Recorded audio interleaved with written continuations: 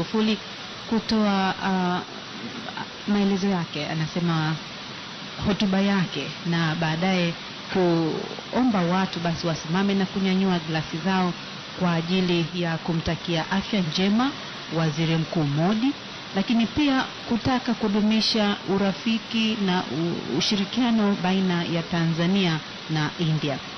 Kinachofanyika hivi sasa ni ile hotuba ya rais ambayo ameitoa kwa lugha ya Kiswahili. Mwenyewe anasema ni katika kuhakikisha kwamba Kiswahili kinaendelea zaidi, Kiswahili kinakuwa zaidi. Basi hotuba ile sasa inatolewa na afisa hapa katika lugha ya Kiingereza. Hii ni kwa manufaa ya wageni ambao wapo hapa, ambao kwa namna moja ama nyingine Kiswahili hawakizungumzi ama hawakielewi. Tusikilize. Protocol observed. Dear ministers, honorable ministers here present, excellencies, ambassadors and high commissioners, distinguished invited guests, ladies and gentlemen. It gives me great pleasure on behalf of the government and the people of the United Republic of Tanzania to welcome Mr. Prime Minister and members of your delegation to Tanzania. As we say in our language, of which we are proud of, Swahili, karibuni sana. The people of Tanzania and I are extremely happy that you included Tanzania in your second trip to Africa. We welcome you not only with open arms but also with open hearts. And we shall endeavor to make your short stay in our country pleasant and yet fruitful. Distinguished invited guests, ladies and gentlemen, Tanzania and India enjoy a long-standing relationship. This relationship predates the colonial era. Indeed, over 1,000 years ago, Indian traders first sailed to the coast of a country in search of agricultural and animal goods, germs, and minerals. Some of them established their bases in Zanzibar and Kilwa and other places, but some of them also chose to stay in Tanzania, and that is why today Tanzania is home to many Indians. But I believe this is why also today we have in our midst 10 members of Parliament of the United Republic of Tanzania of Indian origin. After the independence of Tanzania in 1961, our relations have grown from strength to strength, prompted by the vision and ideals shared by then leaders of our two nations, who were also great friends and comrades. The father of our nation, namely Mwalimu Julius Kambarage Nyerere of Tanzania, and the Prime Minister Jawaharlal Nehru of the Republic of India. Both of them were keen on promoting bilateral relations between our two friendly countries. They were at the forefront of the struggle against colonialism and apartheid. Successive generations of our leaders have nurtured and consolidated this noble closeness. Apart from the bilateral relationship, our two countries have also been cooperating well in various international fora, including the United Nations, the Commonwealth, the Non-Aligned Movement, the South-South Cooperation, the Indian Ocean Rim Association for Regional Cooperation, and more recently, the India-Africa Forum.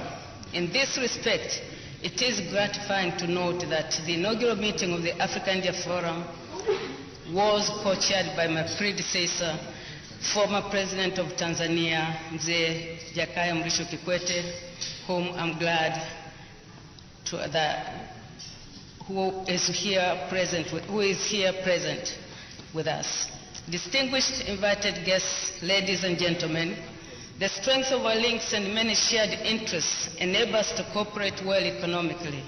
Indeed, on the economic front, our countries enjoy strong ties. India is currently Tanzania's main trading partner, with our bilateral trade reaching $3.5 billion in 2015.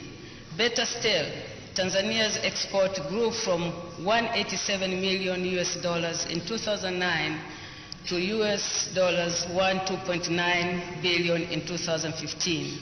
Not only that, today the total Indian investments in Tanzania stand at $2.5 billion, and creating more than 54,000 jobs. Needless to say, these are very significant achievements, and I am very confident that the Prime Minister's visit will go a long way to further strengthen our bilateral relations. In this respect, I'm happy to inform you that this morning the Prime Minister and I have had very fruitful discussions. We agreed to strengthen cooperation and partnership in various sectors, including ICT, trade and industry, especially small and medium enterprises, agriculture, health, water resource management, education, to mention but a few. The Prime Minister also has pledged $500 million to assist Tanzania in its development efforts. It is also pleasing to note that the Prime Minister is accompanied by 50 businessmen and businesswomen. This morning they have had business-to-business meetings with the Tanzanian counterparts. I have no doubt in my mind that very soon we will reap the benefits of this visit. Your visit to Tanzania takes place hardly 1 month away before your great nation celebrates its 70th Independence Day anniversary on the 15th of August 2016. I am sure that many people will agree with me that over the past 70 years, India has recorded remarkable achievements. Indeed, it has been 70 years of great success. India is currently one of the fastest growing economies in the world. It is one of the few nations where industrialization is taking place at a rapid pace, and it is one of the most technologically advanced nations in the world, especially in ICT. These achievements are, in no small part, thanks to the quality and exemplary leadership demonstrated by you, Mr. Prime Minister, and your predecessors over the past 70 years, but of course, alongside your people. In this regard, may I take this opportunity on behalf of the government and people of the United Republic of Tanzania to salute you, the government and people of India, for the outstanding achievements over the last 70 years. India's achievements have inspired many countries in this part of the world. Indeed, India has been a great mentor and benefactor to developing nations of Africa. Speaking for Tanzania, India has continuously supported our development agenda in numerous ways. Even today, our bilateral discussions have brought to fruition India's commitment to continue assisting and supporting Tanzania's development agenda by sharing its expertise and support in various fields, including ICT, education, health, agriculture, trade and industry, to mention but a few. It's not only that. India's flagship programs like Skill India, Digital India, and 100 Smart Cities have been emulated by many African countries. And I must admit that I'm very much impressed by your new initiative, Make in India.